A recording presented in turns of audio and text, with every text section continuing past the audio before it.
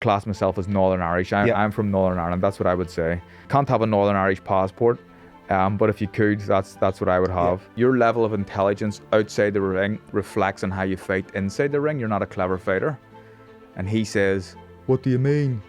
And I looked at Johnny going, "Johnny." Okay. But they cut it out. He was British champion. British title was always something that I wanted to win. I never got the chance to do it because Scott Quigg wouldn't fight me while he was British champion. Can you see a situation where you and the McGuigans ever let bygones be bygones, or you forgive? This is Up Front with me, Simon Jordan. I believe there are a lot of vacuous, uninformed, unchallenged opinions out there. I want to get to the bottom line and cut through the nonsense. So with this podcast with William Hill, I'm going to get people with strong views who think they can stand them up to proper scrutiny. There's a good chance I might learn something along the way, and more importantly, so might you. Joining me in today's episode, a boxer who lit up his sport in divisions that don't always get the attention they deserve. Whether on these aisles or across the pond, he would always typically draw a passionate partisan support.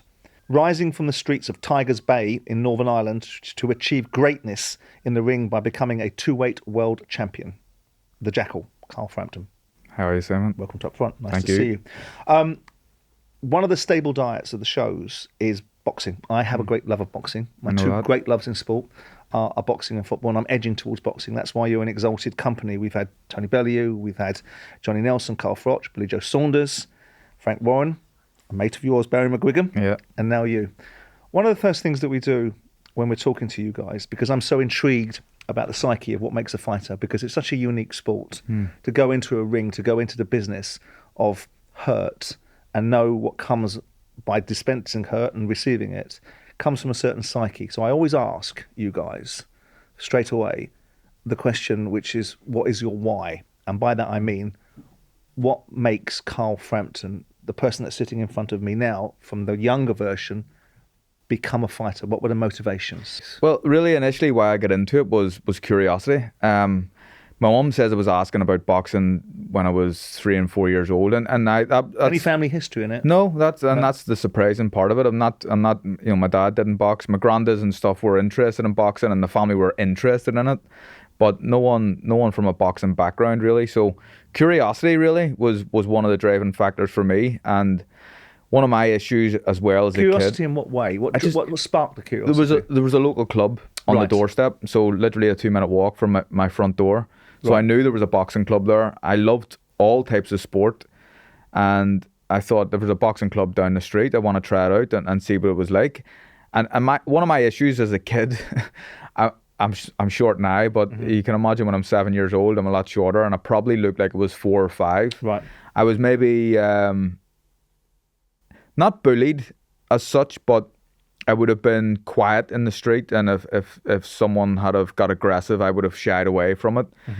But I was good at sport and different types of sport. And when I get into the boxing club, the guys who were a bit more boisterous in the street, when we sparred each other, I used to beat them up. Right. And you know, just like it's human nature, isn't it? You want to be better than the next man. I just really enjoyed that. But it's similar to what Tony Bellew and Carl Frampton said, and I think to make a boxer, the majority of boxers come from that sort of background. You get the few exceptions, guys like maybe Chris Eubank Jr.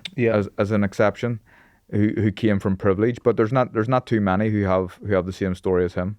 Anything in your background? Because obviously there were difficult times in Northern Ireland. There's difficult times still, I suspect, in certain parts of Northern Ireland.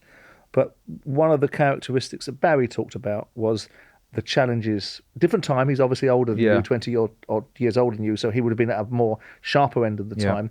But did any of that sort of shape your psyche about your worldview? Absolutely. I think that was, we talk about integration in the education system at home. We're talking about Protestants and Catholics going to the same school. Now, only 9% of schools in Northern Ireland are officially integrated. So there's a big divide there, even in the education system. And for me, boxing was my way of being integrated with the opposing community, the Catholics. So I grew up in Tigers Bay, which is a staunch loyalist area. And, you know, the influences in the street are, they don't like the guys across the road in the New Lodge, the Republican area, and they hate them. And we believe that they hate us. But because of boxing, seen as a sport, boxing is a sport that really gets a bit of a by ball and a pass, that there was never really too much sectarianism involved in it. Now, when Barry done it, and when AP was doing his stuff on the horses, it was a different time. But there was still an aspect of rivalry and hatred as well. But my way of being integrated and having a different outlook and seeing that these guys are actually pretty similar to us was through boxing, because we were mixing with other clubs and we were moving around the club sparring and training together. So, which is what Barry said, to be fair. Yeah. So we used to do that, and just mix with other clubs and you start to realize that this guy that you're supposed to hate is actually pretty similar to what I am. There's a story that I think in your book, because you've got a new book out, haven't you? Yeah, that's right. About one of your first experiences when you get into the ring at 7 years of age. Tell me about that. So my first fight was, I'd probably only been in the club a few weeks, maybe a month or 2 months maximum. It was a very short time anyway, but I think that the coaches, Billy McKee and Joe Farrell at the time, knew there was something about me that I maybe could have done something. And they brought me to a place up the north coast, which in them days probably took you an hour and a half to get to. So a 3-hour round trip for one young kid to have a 3-round fight on his debut against another kid. And I don't think... This is age 7? This is age 7, yeah, very young. So I don't think typically they would have done that for the normal 7-year-old, but maybe they just seen something in me.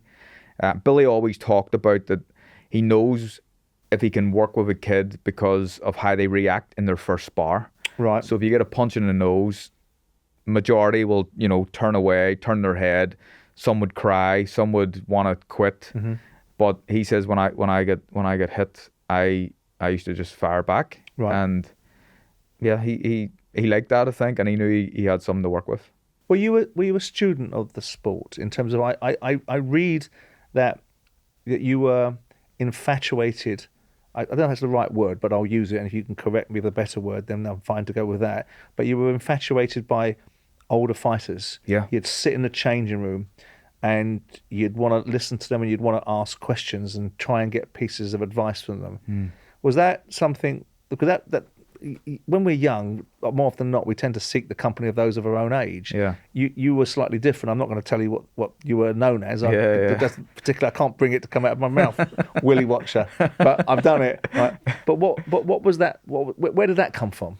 I don't know. Maybe it was just, maybe again, that was a bit of a confidence thing. And when you see the older guys in the gym who are showing you a bit of attention, I seem to like that. And these guys to me, they weren't, I mean, I still know a lot of them. Was it about gaining knowledge? No, I don't think it was about gaining knowledge. I think it was gaining acceptance and respect, really, at that stage. Like these guys, none of them were world beaters. They were, very, very average. But they were men. Amateurs, but they were men. Yeah. And they showed me a bit of respect and I and some validation as a result. Yeah, and I like that, yeah. Yeah, no, I mean, not in any shape or form is it a comparison, but I remember when I was younger wanting to start businesses, and I always wanted to spend talking time with 35, 40-year-old men, and my mates were like, well, what are you hanging about with those guys for? Because I felt there was lessons to be learnt from them. I can learn fuck all from you at 20. I know what you know, because you know it's the same as me, which is square root of nothing. So just an interesting comparison. Moving on to when you start to get the engine start to fire, you have an amateur career, and not an insignificant one, because a lot's made of the amateur career. Whenever someone has a long amateur career and it's a successful one, it's the reasons why they're successful in the sport. We hear about Antony Joshua, don't we? And we hear that because he hasn't had an amateur career of any significance, he's learning on the job. So he's going into fights at world title level and working out how to win a fight, or what the experiences are, because of the fact he didn't have an amateur background. You had 100+ fights, and your record was not insignificant. How important was an amateur career to you to create the platform which inevitably and ultimately you leapt off? I think it was very important. There's a few exceptions of people who have had short amateur careers and they've done quite well as a professional fighters, and in a sense, it's almost like two different sports, but it definitely gave me a background, and it gave me it gave me a platform really to take with me into the professional boxing kind of arena. But I was an okay amateur. I wasn't brilliant, but I had plenty of fights. I never really represented Ireland at a major tournament. But you wanted to, didn't you? I wanted to, yeah. I really wanted to, and I wanted to. I would love to have. You didn't want to represent GB. No. You wanted to represent Ireland. No, yeah, that's right. And so I'm, first of all, when you want to talk about where people are from or who they are, I would class myself as Northern Irish. I'm from Northern Ireland. That's what I would say. You can't have a Northern Irish passport, but if you could, that's what I would have.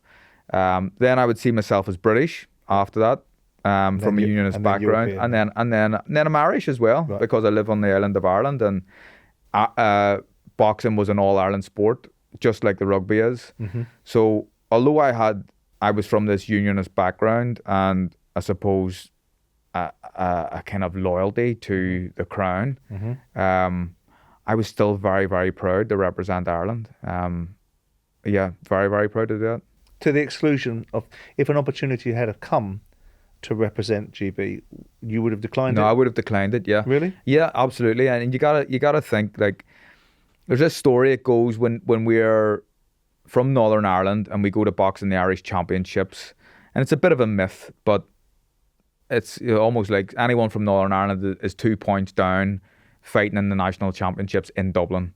So before we start, we're always kind of behind it. So imagine a Northern Irish man trying to break into the GB squad. If you're 2 points down in Dublin, you're probably 5 points down here. So victims complex. Yeah, a wee bit of that. But I never ever genuinely never thought about even trying to represent GB. Well, you just described your amateur career as an okay amateur career. I think it was a little bit better than that. But were you considered a prestigious talent that was sought after? Because I want to get at the transition from you being an amateur to a pro, and how seamless for you that was.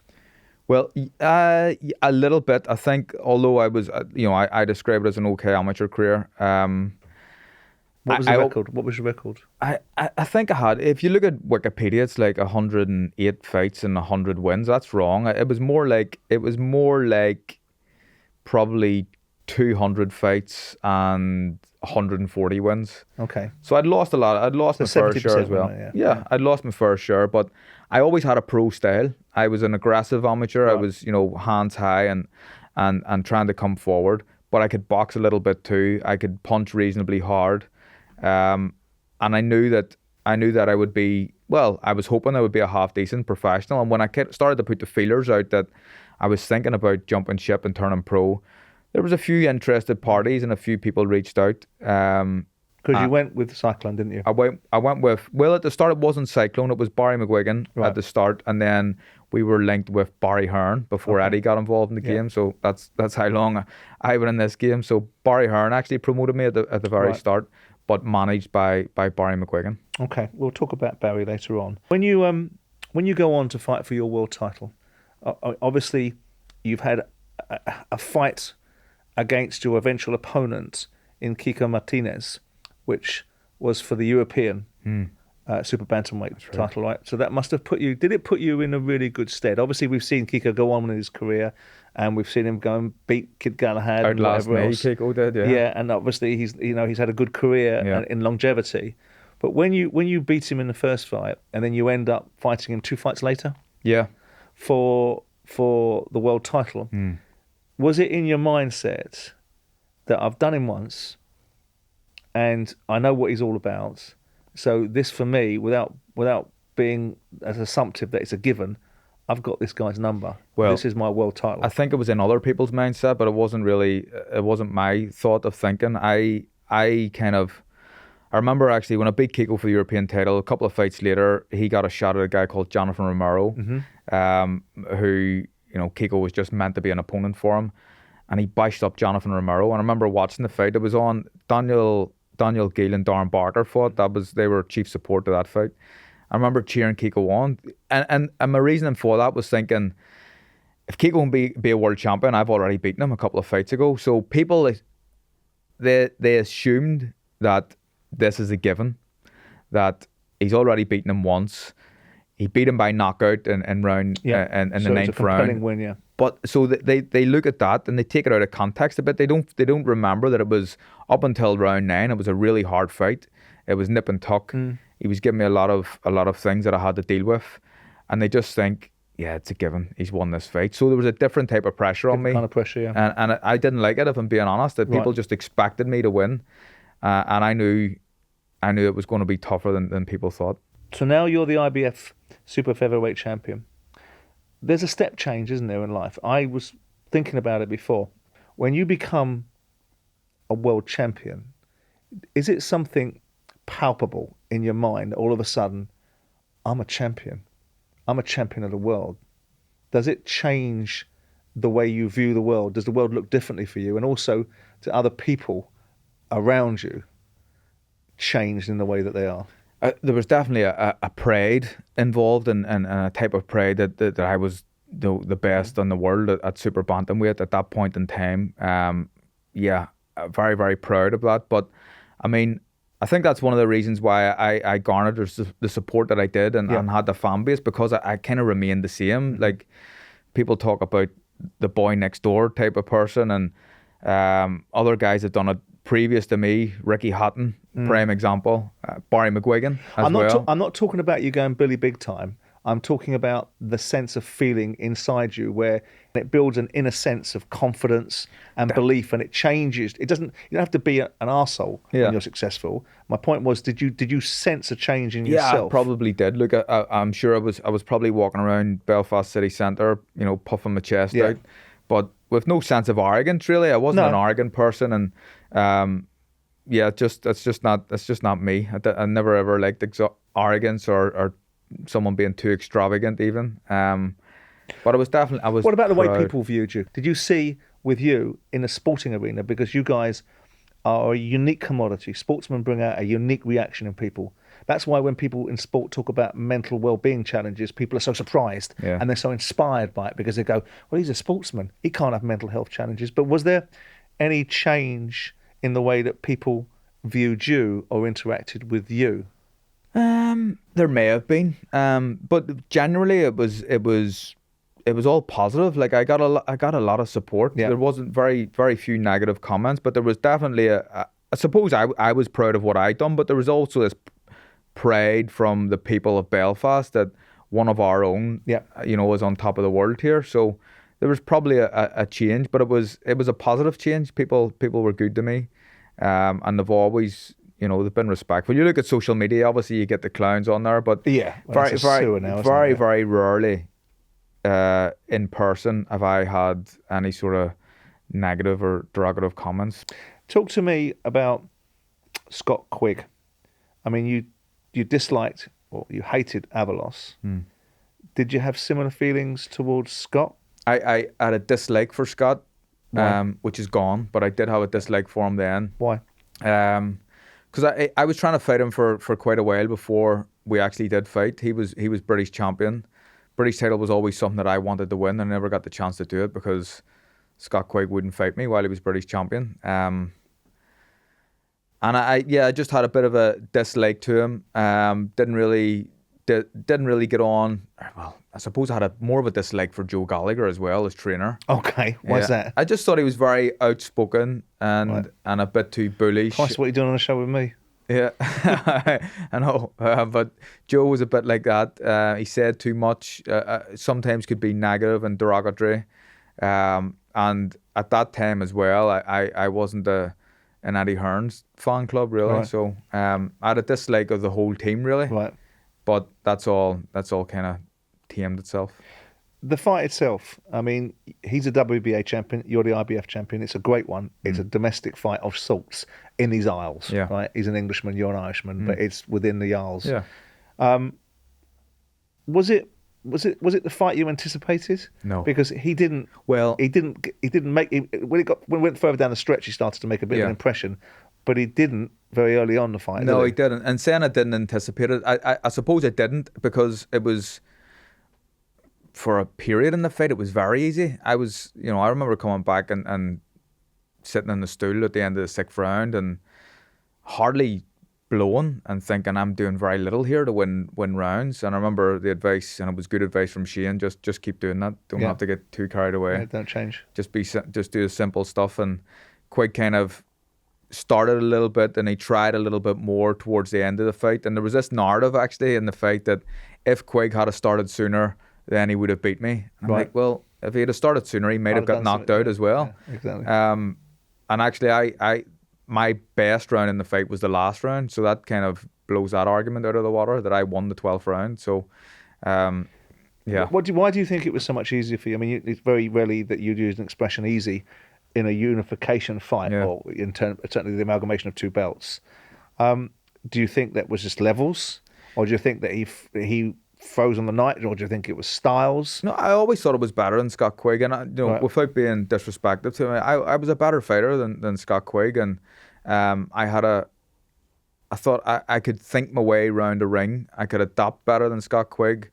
I was just a more clever fighter. And it was a funny moment, and when we done the head-to-head with Johnny Nelson, you know, there's the a bit round of pushing and table shoving, thing. wasn't there? No, it was all nice, but he was a Sky fighter at the time, and this was on Sky. Right. And I remember making a point where I'd said something like, your level of intelligence, because I used to laugh at him because he wasn't the sharpest tool in the box. Okay. And I said something like, your level of intelligence outside the ring reflects on how you fight inside the ring. You're not a clever fighter.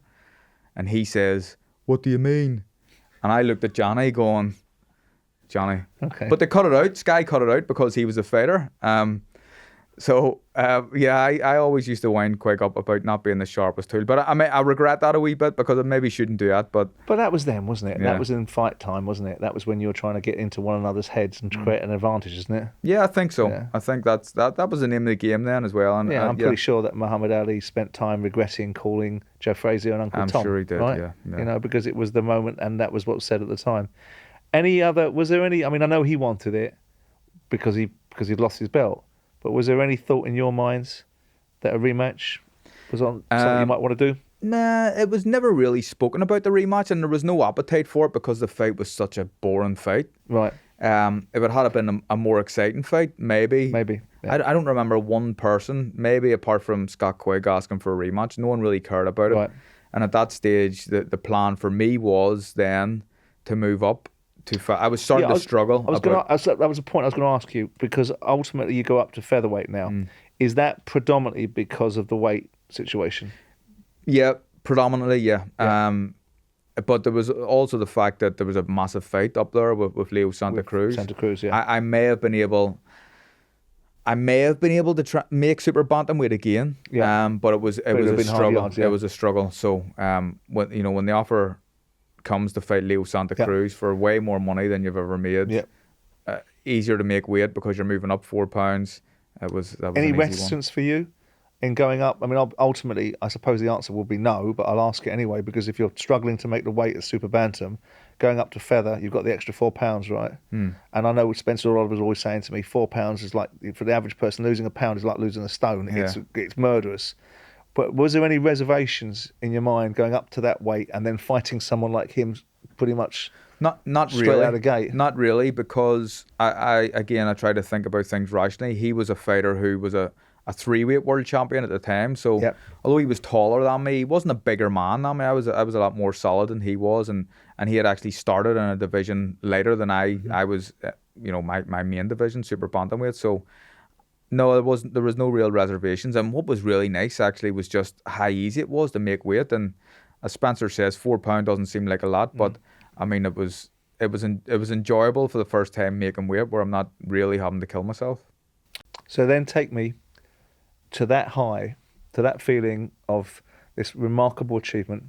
You're in a space now where you're giving yourself the opportunity to create history in a country that means a lot to you. You're a 2-weight world champion, right? And it's been done before, but you're going to have an opportunity to be a 3-weight world champion sooner rather than later. That probably is in your mind's eye. But you go and fight the same fellow again, assuming it had a rematch clause in the fight in the first instance, right? Yeah. So now you're forced to. Are you happy with these fights being in America? Yeah, it was. Yeah, because of the money. Yeah, well, the money and just the fact, when I'm a kid growing up, all the big fights happened in America, and you want to get there, and the opportunity. What was funny about that was Leo Santa Cruz, although he's from the west coast of America, he called New York a neutral venue. Probably was, because we're almost meeting halfway. Well, you've got an Irish contingent in New York as well. He didn't call it a neutral venue. He called it it was a home fight for me in New York. That's what he says. Right. I described it as a neutral venue in the middle. Then we got offered to go to Vegas, and you want to do that. You know, the MGM. It's a huge opportunity for me, and so many great fighters have done that before. He lives a 3-hour drive away from Las Vegas, and he called the Las Vegas fight a neutral venue. I remember just thinking, okay, mate. But I wanted to do that. But this fight now, because the first fight you win in America, you go back for the rematch in America, and this is the first time that you're staring as a professional fighter, where it really matters. The amateurs, you're learning your trade, and of course it matters in that respect. But you're going to move on to different things. But in the pro game, you've got an O. Yeah. And you're going with a legacy, and you're a proud Irishman, and you're representing your country in lots of different ways, and it has such substance to you, but you get beat. Yeah. How does you're then stripping away a certain aspects of something that defines you? You're defined as a bloke, but also you're defined by Carl Frampton, the world champion. Yeah. How does that feel? What does that do to you when you lose a fight like that? It was difficult. It was the first time I'd lost as a professional, but I lost against a very good fighter. Yeah. But I still wasn't happy with that. I wanted to beat him. I was going into the fight. I'd already beaten him the first time. I was going in, not expecting to beat him, understand it was going to be a difficult task, but or maybe expecting to beat him. Maybe that's the right word to use. But I think we just got it wrong as a team there in that fight, and we thought that Leo Santa Cruz couldn't really adapt, and he had one style of fighting, which was 100 miles an hour, and if he was 100 miles an hour in the first fight, he was going to be 101 miles an hour in the second fight. He's just going to try a bit harder, but he changed it a little bit more. He boxed a little bit more, and but how do you process the loss, mate? How do you turn it into? Did it any shape or form? Did it damage you? Did it create a culture in your minds of knowing what defeat looks like? Or did you find just a way to process it and gone, well, he was a fucking good fighter. Yeah. So with that in mind, look, it is what it is. I tried to be rational about things, and yeah, he's a good fighter. We had 2 good fights, 2 close fights. I'd won one, he'd won the other one. I was thinking that we're probably going to settle the score and get a third fight. Yeah, I was going to ask you, why doesn't that happen? Well, there is a few reasons. I talk about it in the book. There was no rematch clause. I was the champion going into the second fight, so there should have been a rematch clause, but there wasn't. And the reason for that was another reason why you might be irritated with Barry. A little bit, yeah. He I'd linked up with Al Heyman at the time as well, and Al Heyman had spoken to Barry. According to Barry, I wasn't involved. I wasn't privy to any of these meetings, and said, look, Al Heyman is saying that Leo won't win the second fight, but if he does, we'll have a gentleman's agreement. We'll have a gentleman's agreement. We'll have a rematch. But I mean, gentleman's agreements don't really work. It leaves you on your arse, doesn't it? Yeah. So you lose your world title. It doesn't diminish you. Does it put fire in your belly? Yeah, it did. So you're going over a few more fights. You start to rebuild yourself, and then you get an IBF shot again, a belt that you've held in a different division against Josh Warrington. This was billed or recorded as a fight of the year, but you lose that fight. Yeah, that was a hard one because I think I was quite a substantial favourite actually going into that fight, and the majority of people thought that I was going to win the fight. I knew it was going to be a difficult fight. I knew that Josh Warrington, he had a great win against Selby previous to that. He was on fire really. He was very fit, physically strong. He was tough.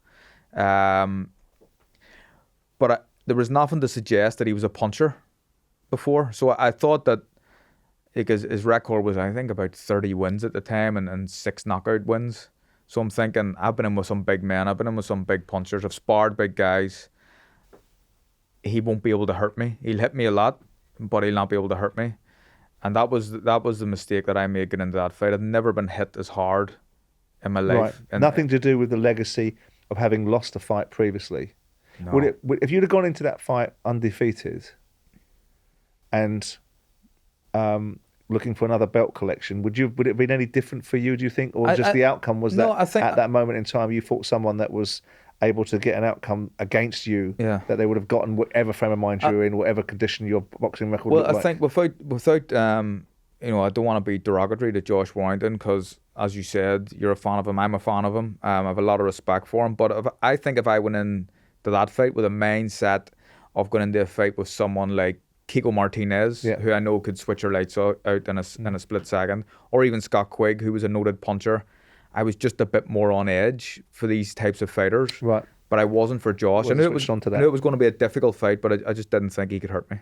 No, listen. There's a respectful way to say something about someone that's not complimentary. You don't have to be rude about them, and that's why in terms of suggesting that because I like Josh Warrington, I think that ultimately you should be able to give an answer. You say what you think, mate. Yeah. But that's an issue with boxing. Boxers are very, very touchy. Well, I was going to ask you that. Very sensitive. Because every time I open my mouth about boxers, I've never seen people cry so much. Yeah, I'm getting it now as well. Even the punditry stuff that I'm doing. By the way, I think you're a good pundit. Thank you very much. You throw a little bit of criticism, a fighter's way. Were you like that? No, I wasn't. They're fucking thin-skinned. Yeah. I mean, the promoters are thin-skinned. They'll say whatever they want. The moment you go, well, hang on a second, that's not right. Or hang on a second, that wasn't very good. Well, you didn't lace any gloves up, so you can't talk about it. Yeah, I know. Well, I know I didn't lace any gloves up. I know I'm not half the man that you are because I couldn't go in the ring and do what you do. But notwithstanding it, you can take a bit of criticism. You take the praise, right? Yeah. They're 10 times worse than footballers, and they're bleeding babies. Yeah, and it's strange because obviously the boxing world's such a macho world, isn't it? But you dare criticise a little bit and... Does it compromise you? Do you feel that you're duty bound? I don't think you do because I think you're quite to the point. But do you feel there's any inclination or any obligation for you to? Well, I'll not say that because he's one of mine. He's one of ours. No, I shouldn't say that because ultimately that should stay in the locker room. That shouldn't come out. No. And I think a prime example of that was I worked before I got the gig with TNT. I was doing a bit of radio stuff for 5 Live and. Josh Taylor fought Jack Catterall. He's thin-skinned. Yeah, Josh is a good friend of mine. Jack Catterall. He's a brilliant fighter, but I mean, just because I told him that Jack Catterall beat him, well, I don't like me no more. I said the same. I said that he didn't win that fight, and people were surprised at that because I was going to his wedding about 2 months later, and I was wondering actually myself whether the invite still stood, but it did. But again, this is me trying to be honest. I said that Josh didn't win the fight. But what I did say is that Jack was very, very good on the night, but Josh was far from at his best. Absolutely, and that's an okay. If you're not at your best, you're going to lose at the high end. Do you think that why is it that seemingly there is this propensity for people to be thin-skinned? Is it because you've got to be no negative stuff around you? That's probably it. Is it? That's probably it. Would you have ever been thin-skinned? No, if I was on the radio going, fucking hell, Carl Frampton stunk the place out last night. He was lucky to get a win. Would that have offended you, or would you just gone out of background noise? No, it would. Maybe it would have annoyed me a little bit when you're listening to it. I suppose it's the same as the old story. Like you focus on one negative comment out of 100 positive ones on social media or whatever. Yeah. So maybe it's the same case. Actually, I remember Steve Bunt said something. About me, and Steve is a friend of mine and a work colleague now. Yeah, I see you with him the other day. And he fight, he criticised me in one of my performances once, and rather than throw the toys out of the pram, I had sent him a private message just saying, Steve, look, this is what I think. My opinion's a little bit different than yours, and that was fine. That was it. Yeah, I think that's a grown-up way to be, but a lot of people aren't that way. After Warrington, you were considering retirement. Yeah. What? Again, was it? You're now at Feather. Are you struggling with the weight there? Not really. It wasn't easy. Well, you didn't make weight on a fight, though, did you? I missed one. Was that it was Gonzalez? Previous to that. That was that was a kid called Gutierrez. So that was my last fight with. Well, it would have been my last fight with the McGuigans, and at that stage, my head was up my ass, really. Right. I wasn't focused. Probably a blessing in disguise that fight didn't because happen. you'd lost the fight to Warrington? No. So the fight that I missed the weight was pre-Warrington. Yeah. So I just wasn't mentally. I wasn't in the right frame of mind for that fight. But it wasn't easy anymore doing featherweight. But I was still okay doing it. I thought about retiring after the Warrington defeat. Genuinely thought about it, and actually I was probably, without making any announcement, I was a retired fighter for about 2 weeks. Right. And then Top Rank reached out about doing a deal with me and a chance to fight either Oscar Valdez or Jamel Herring, and a crack to become a 3-weight world champion. So that was music to my ears then. I just thought, right, do you know what? Give it another go. I'm better than the Warrington performance. I don't want to finish on a fight like that, and I want to push for something else. You lost that fight. Was it a combination? You've now gone through 3 weight classes in 5 years, yeah, give or take. Yeah, about that. Yeah. Right. What was your undoing at Super Feather? Was it just that you're going up into a weight class where the attributes that you had that made you successful in featherweight and at Super Bantam weren't there? Yeah, there was a couple of things. Super Feather. A couple of things. So I was a bit older, so I think that one of my best attributes was distance control and kind of reactions. And for a short guy, I had a good jab, but my jab was good because I was able to cover distance with my feet and get back out of range. But that I'd just lost that a little bit, and I'd slowed down slightly. Also, Jamel Herring was a monster. Yeah. He was a big guy. He'd fought as an amateur at 10 stone in the Olympic Games at light welterweight. Now he's fighting at 9 stone 4 as a pro. So he's really coming down a big frame, and I'm going up into the weight. So he was just too big for me. I remember looking at him on the scales, and I made the weight pretty comfortably. I remember looking at him on the scales going, I'm gonna go right through you tomorrow night. He looked like he was dead on the scales. Right. But when he walked into the ring, he was a different man. Animal, yeah. You're very much at peace with retirement. A lot of people aren't so much. I mean, I was friendly with Lennox Lewis, and he was very at peace when he made his retirement. But other people in recent times, like Kell Brook and a few others that I can dig out of my memory banks, have not been particularly comfortable in, once the lights go down. We used to talk about rock stars coming off stage, the lights have gone down, no one's calling your name out anymore. You're sitting in a hotel room and it's difficult to comprehend the highs and the lows. But you seem very peaceful in retirements. Yeah, I am. And I think a lot of it's to do with just being content with what I've done. Yeah. I've done more than I ever really expected to do when I started the professional journey. So I understand there's other people, a good friend of mine, Tommy Coyle, is just someone who loves to fight. And he had to retire through an issue with his eyes. He's a Hull boy, isn't he? He's a Hull boy, yes. Yeah. Yep. And he's a good guy, Tommy. One of the nicest guys in the world. Luke Campbell. Yeah, great, but a great guy. But he's just one of these people who wants to fight, really wants to fight. I just don't have that about me anymore. Like another guy, Conrad Cummings, a friend of mine, had all this kind of... people were expecting him to do big things. He was a good amateur. He'd done well in the World Super Series. He beat a couple of Cubans as an amateur. And when he turned pro, people just thought that's going to carry over and he's going to be a world champion. But he didn't reach them levels. And I think that's why someone like him struggles. But because I'd done more than... You were at peace, content. Yeah, I was other just things content. Outside. Yeah. The current landscape of boxing, the heavyweight division, everything feeds off the heavyweight division. Yeah. And obviously a lot of noise has been made in recent times about the decline of Antony Joshua, who was the cash cow that everyone's fed through. I think Tyson Fury can lay a claim to some of that as well, because he's the one that scattered the belts in the first place by beating Klitschko, going to Germany and do it. What do you make to what's going on with the heavyweight division? Okay, we've suddenly started to see it maybe come alive a little bit now because we've got the Fury-Usyk fight. But watching it over the last year, it's been a bit of a joke, really, isn't it? You've got people that haven't been making fights. We've not seen major heavyweight fights. We're not seeing any of the belt holders particularly fight as regularly as we'd like to, albeit we've seen the fight that you commented on with Daniel Dubois and Alexander Usyk. What do you make of the heavyweight division? Yeah, well, I think it is a bit of a mess, if I'm being honest. The fights that we all want to see they've been slow to be made. It looks like the Usyk fight and the Fury fight is done now, without it being officially announced for a date or anything, which is good. I was always, I understand the criticism thrown at guys like Fury after he had his trilogy with Deontay Wilder, which was amazing, and which he won all three. Which he won all three, by the way. Yeah. Then he went on a run of Dillian White, Derek Chisora, and soon to be Well, Francis Dillian White's a Ngannou. fair fight for him because he was a mandatory, but there was levels on that fight, Yeah, wasn't it? of course. But Derek was a charitable fight, Yeah, wasn't it? it was. a pension. One for the boys Yeah. and just his mates. So, and Ngannou's coming up, and I just thought that kind of them 3 fights is just not good enough for the lineal heavyweight champion. Absolutely right. But now we've got the Usyk fight, so I can understand why the Ngannou fight is happening, because how do you turn down $30 million to fight someone who's making their boxing debut? Oh no, you don't. You know what I mean? You don't. But then you must fight legitimate fights Afterwards, that. and if the Usyk fight happens, then I mean we can all be very happy. What do you think with of Saudi Arabia? Good or bad thing?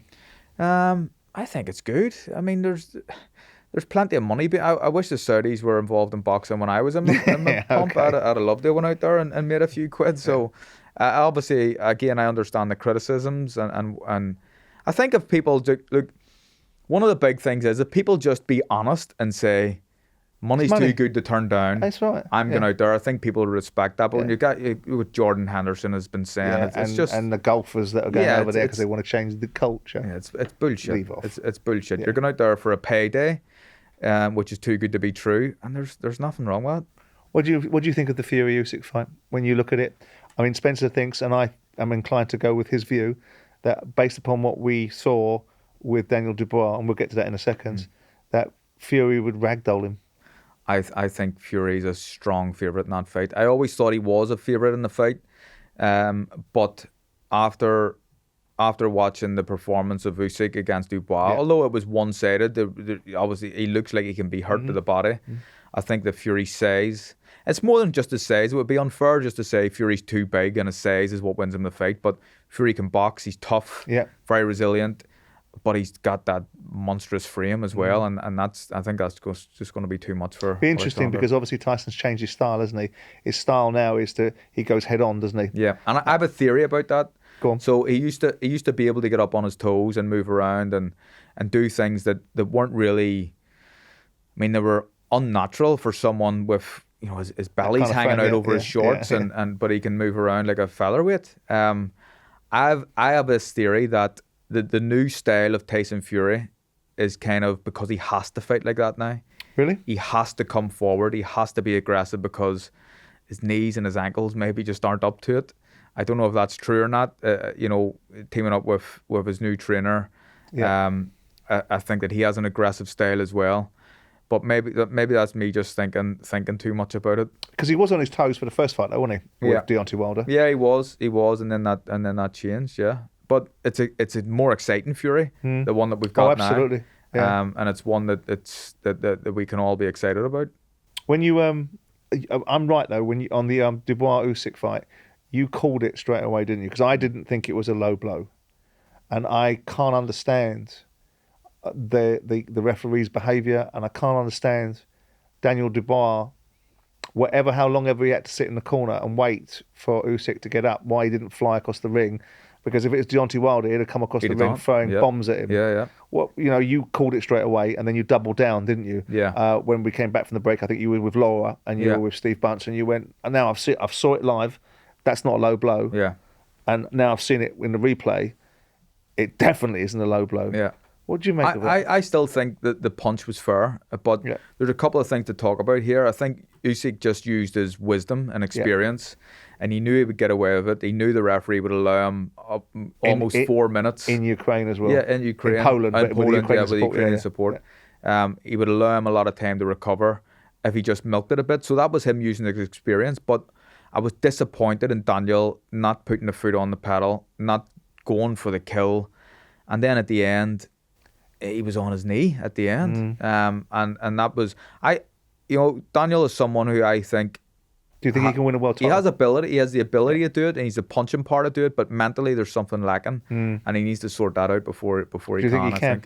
I think he can. You can speak to sports psychologists and stuff, and change a lot of things. But and he's young enough to be able to change it. Heavyweights can go on into their 40s. A lot of them do.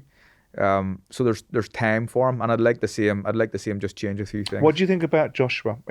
I mean, it's interesting now that Fury's made this fight with Usyk, because where does it leave Antony Joshua? I think he's got to fight Wilder, and I think he's got to go in and fight Wilder and do to Wilder, if he can, what Fury couldn't do, which is put him away early and do it in such a convincing style. What do you think the land looks like? And do you think, like a lot of people do, and I've talked to a lot of you guys because you know, when you see a fighter, you know what's going on behind the eyes.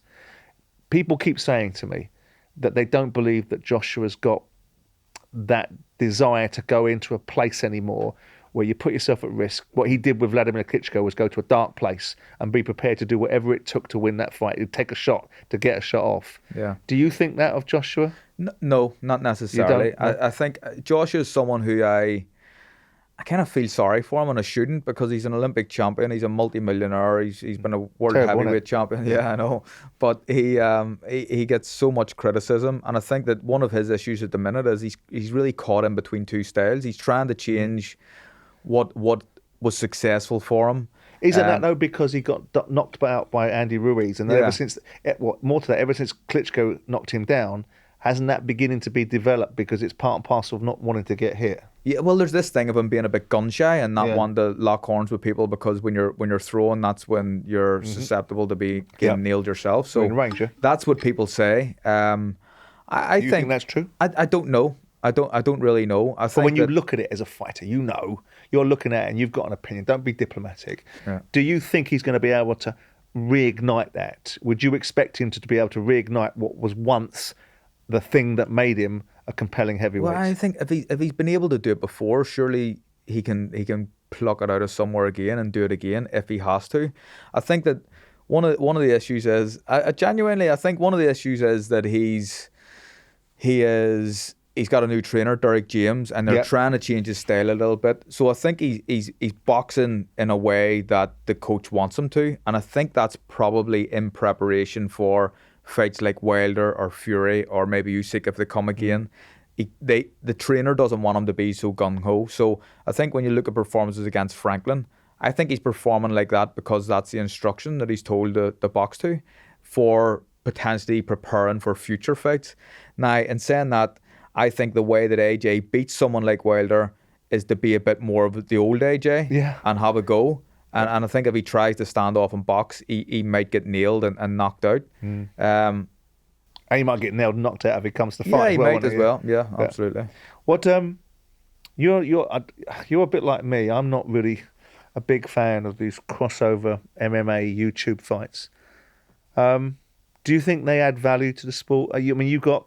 Has your attitude changed? I think you've been a little bit condemnatory of it. Yeah. But have you changed in your views? It's changed a little bit. The YouTube stuff, I think that's different from the crossover stuff when you've got, Francis and Tyson. I'm not the biggest fan of it, but I can see what it's about. But when you have these YouTube guys fighting and doing bigger numbers than real boxers, it's a concern for me. It should be a concern for boxing as well. But I think it might be something that kind of gives boxing the kick up the backside that it needs. And what we want to see is the big fights being made, like Terence Crawford and Earl Spence that we've seen this year. Yeah. While Davis and Ryan Garcia. There's been a lot of good fights this year. But while that YouTube stuff is going on and garnering so much interest, boxing needs to... Does it get on your nerves though? It does, massively. I tell you what gets on my nerves, when you get them... Look, I understand what it is, YouTube guys. I know what they're doing, and they're making a few quid. But when you have them, Jake Paul... Calling out Canelo Everest. Calling it Canelo. Come on, it's madness. It's madness. Well, there's a part of you wish him to go in there, like Canelo Everest. I tell you what, then. Imagine, you know what I mean? Imagine it would be... That's a 30-second fight, you know what I mean? So... I don't know. I understand what they're doing and I know why they're doing it. And Jake Paul, by the way, is someone who I actually have a fair bit of respect for. He's a clever little son. He is. More respect than I did initially at the start. But yeah, the YouTube stuff, I'm not interested in it. No, me either. You changed your management relationship, and on controversial terms. And I've met Barry McGuigan and I've met Shane McGuigan, and I'm surprised at the challenges that seem to have come your way, because Barry struck me in the time that I've spent with him as being fundamentally quite a decent bloke. Sets up the PBA with the best interests of boxers in mind, talking about the medical conditions that boxers should have to experience ringside, looks at pensions so that boxers are looked after outside the ring. I am interested to understand the nature of your breakdown with Barry McGuigan. Money was something that was obviously a concern in my initial relationship with Barry. And the stuff that you said about him being a decent guy, I once thought about all that sort of stuff, but I know him better than most people on the planet, apart from his close family. I've been around him for so much, and I was fed up at the end when I left Barry. I was waiting on paydays for way too long. I was getting big expenses bills that were nothing to do with my fights. There was someone, as a director of Cyclone Promotions, which I once was. Yeah. There was a VAT man turned up at my door looking 397 grand. So that was the straw that broke the camel's back for me. Do you not? I mean, these are experiences that you've got, and I'm not here to deny or decry them. And I'm assuming you've had legal battles, and someone's come out with an outcome, right? Yeah. How much are you guys culpable for not paying attention to your own business? You talked about being naive. Yeah. Has that really made you much more worldly and wise now about the reality of the circumstances? Yeah, I think that I'm a wiser person from what went on, but boxers need to take a bit of responsibility that if this stuff's going on, then you're allowing it to happen, really. But you got to remember the vast majority of boxers come from a background of working class families, no idea about business. At the time, the thing with me and Barry and all the McGuigans was trust. I loved these people and I trusted them with everything, and to the point where, contracts were put in front of me and I just signed them because Barry was asking me to sign it, and I trust this man. He's not going to screw me.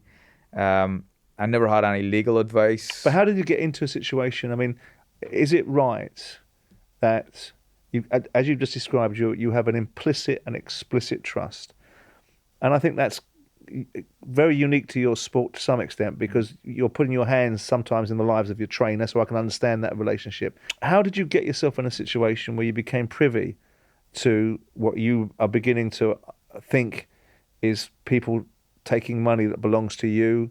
You're not in a situation where you're getting the kind of benefits from fights that you had anticipated. Yeah. How did that come? How did you become aware of that? Well, people start to talk about it around the Quigg fight. They kind of laughed at. So the split in the Quigg fight was in my favour.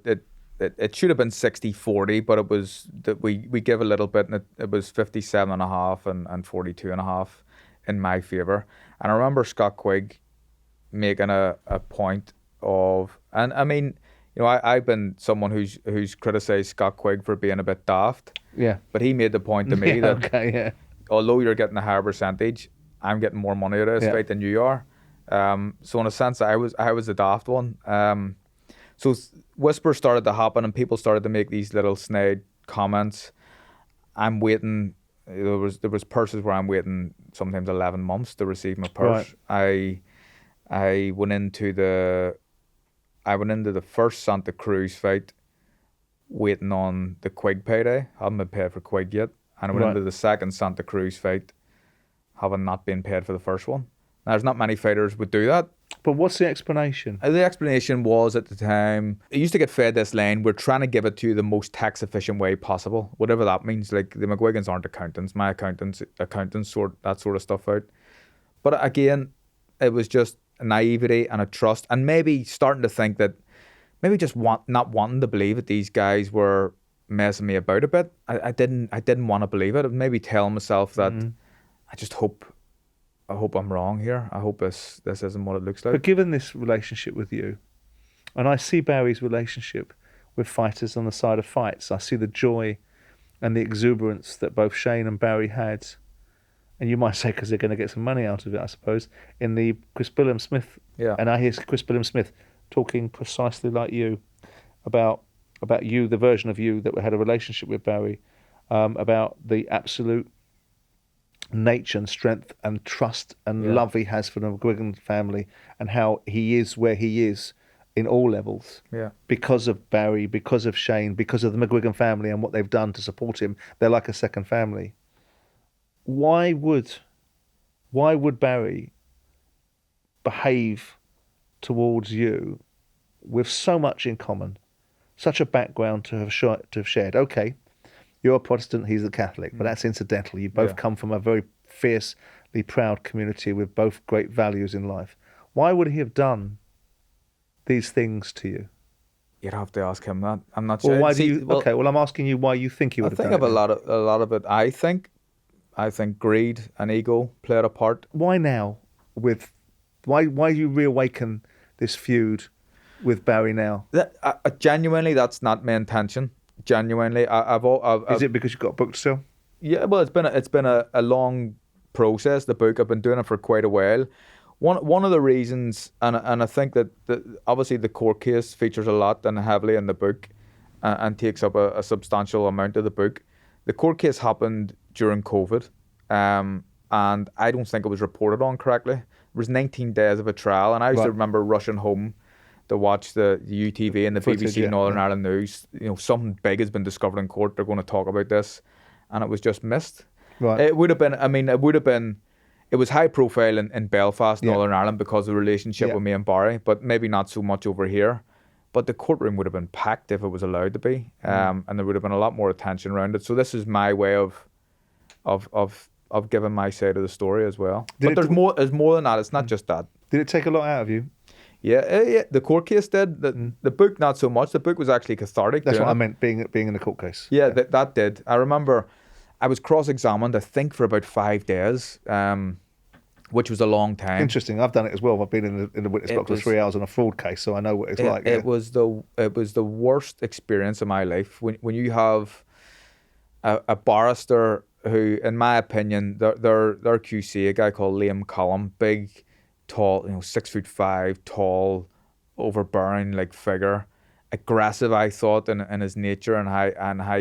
Well, his job is to get you unsettled. Yeah, get things out of your mouth he doesn't want. And you don't want. Yeah, but it was like he asked you a question, you answered, and he just called me a liar. That's what it felt to me. My QC was a bit more. He had a different tact. He was brilliant. A guy called Gavin Miller, and he kind of. I thought at times he'd kind of had Barry and Blaine McGuigan wrapped up and kind of tied them up in knots. Very, very smart man.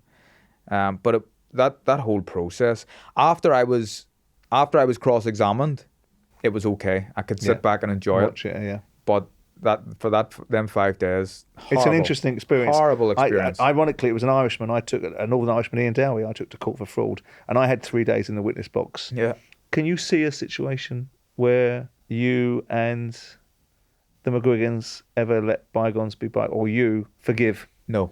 I think, that's the easy answer. No, I think that the trust is just, it's gone. It's completely, it's gone. And there's been a lot of I suppose a bit of back and forth and people saying different things in the press, and there's a lot of attention around this book. Probably, I imagine if you ask them the same question, they'll say no. With the book now, probably, absolutely. Yeah, but no, that once that trust is gone and broken, gone. You're not getting that back. Do you how'd you get on with Frank? I like Frank. Yeah, I do too. I get on with him. Yeah. I mean, I when I have Frank, I mean, people make an accusation that I don't particularly like Eddie Hearn, and so I operate in a different way with Eddie Hearn than I do with Frank Warren or with Ben Shalom. The only thing I dislike about Eddie Hearn is the bullshit around Conor Benn and that nonsense. You got a view on that Conor Benn situation? Yeah, it's just a mess, isn't it? I think it was handled very, very badly. I was one of the outspoken ones at the start to say that I'm of the opinion that drug cheats in boxing. I think it should be certainly the ban should be a lot harsher than what they are. And there shouldn't be the ability to just go and change jurisdictions and get a license from another country and be able to continue on with your career as if nothing happened. I do not agree with that. That all needs fixed. It's a bit of a mess. That whole Conor Benn situation was handled very, very badly. I was a massive admirer of Conor Benn. Me too. Always singing his praises. Me too. I loved how he spoke. I loved everything about him. I loved how dedicated he was. As well. He's a nice lad. But the way it's been handled, it's been handled very, very poorly. I think they would even admit that themselves. Well, they are now, because it's becoming a little bit more difficult for them, and what they're not able to do without tooting my own horn. It's one thing standing in front of an IFL or a YouTuber. It's another thing standing in front of me when I'm not interested in having a relationship with you, and I couldn't give a shit whether you would bring one of your fighters on my show or not. Yeah. Then you're going to have to ask some proper questions. So it's making people grow up a little What I bit. like about Addy, just before you go on, actually, he doesn't shirk away from it. He actually spoken to you about it, hasn't he? He has, and he's come on to your show, which you gotta respect. No, I do respect that. I do respect it. Completely misrepresented most of the commentary on it, but notwithstanding, I do respect the fact he came on. What do you think promoters have got too much power and influence? Yeah, I think they do. And the biggest influence they have is over the governing bodies, and that's BBOC. wrong.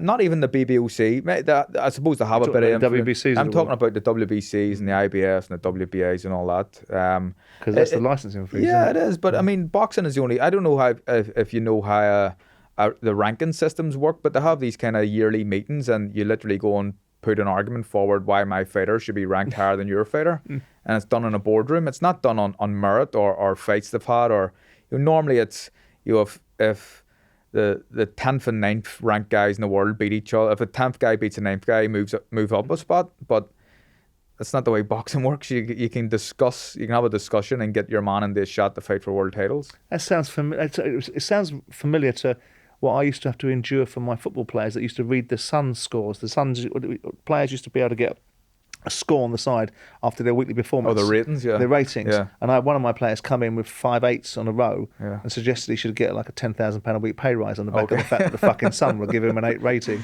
Yeah. There you go. Last question for you. What do you think your legacy is? I don't know. I want to be remembered as one of the boys. Someone who was sound, who was good at what he done. I think that I always think that when you have a bit of a platform, as a sports person or a musician or whatever it may be, that you should use it in a positive way. Mm-hmm. I try to do that. I'm a big advocate of integrated education at home. I kind of a mental health advocate. I've done a documentary on mental health and young men in particular in Belfast recently, which was good, and the feedback's been great. I'm doing loads of different stuff. I'm involved in a whiskey at the minute as well. Oh, are you indeed? You rascal. Yeah, Stablemate whiskey, good product. If you want one, I'll have some bottles set down. Thank you very much. I'll send you one over. Don't you worry. And I just want to be seen as, remembered as like one of the boys who could fight a bit, and a bloody good fighter. Yeah, and also, may I say, a bloody good pundit. Thank you very much. Anyway, listen, thank you for being so upfront with me today, Carl Frampton. I very much enjoyed it. Thanks, Simon. Upfront with me, Simon Jordan, is brought to you by William Hill. Future episodes can be found on YouTube, Spotify, or wherever you find your podcasts. 18+, please gamble responsibly.